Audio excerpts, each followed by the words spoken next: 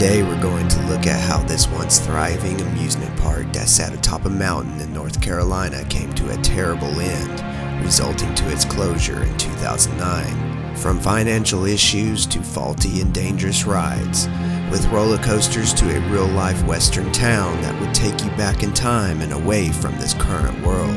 But now, it sits abandoned, allowing nature to take over the entire park. Hi, I'm Zach and welcome to Rooted Expeditions. If you're a fan of the abandoned, historical, and strange locations, then you are in the right place.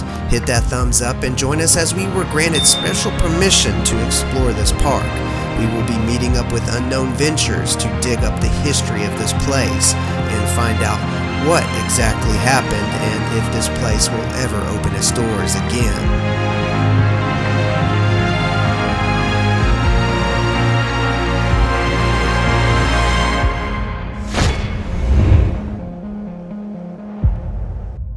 What's going on, guys? Got Unknown Ventures, Robbie.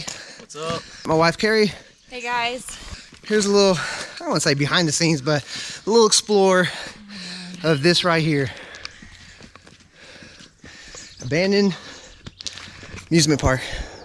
At over 4,600 feet above sea level on Buck Mountain sits the ghost town in the sky, which the name suits the location very well, as it's on top of a mountain in the sky, and there's a town that is, well, now a ghost town, but we will get to that in just a moment. The park opened its doors on May 1st, 1961, and quickly became one of the most popular tourist attractions in North Carolina. This place became famous for its Wild West theme, live action shows, and, well, beautiful views overlooking the towns and landscape below. Visitors would park at the bottom of the mountain and have a choice to either ride up in this double incline railway, which would take visitors 3,300 feet up the mountain to where the park was, or they could ride up a two-seated chairlift, which at the time the two-seated chairlift was the second largest chairlift in the United States. For many people, this park would hold many childhood memories, hitting its peak in the 70s and 80s. You can take a ride on the Red Devil Cliffhanger roller coaster, which would hang over the edge of the mountain and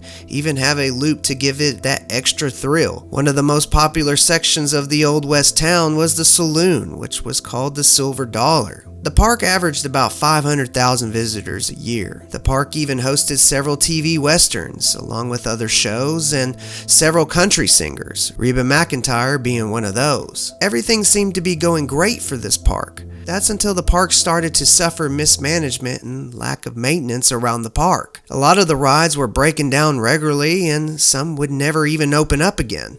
Then, one time, the chairlift stopped stranding passengers up the mountain for several hours, which this would upset many visitors, and they would tell other people about what happened and tell them not to come. And in return, this would hurt the park, and they were forced to shut down in 2002.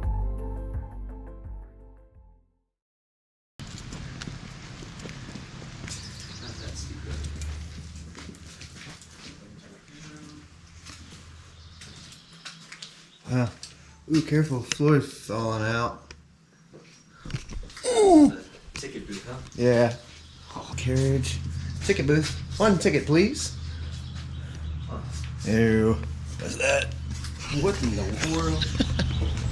Then in 2006, the park was sold and the new owners came in and dumped about $38 million in renovations and improvements to get the park back to where it needed to be so that they could reopen. After doing what they could, they were able to reopen in 2007. But their plan that would have been this great comeback would quickly end in a downward spiral as the 2007-2008 financial crisis hit, leaving a huge negative impact on the tourism and attendance at the park. This, unfortunately, would lead to the park's closing its doors in 2009. Since then, there has been talk about the park opening its doors again, but nothing new to show that they will be opening anytime soon.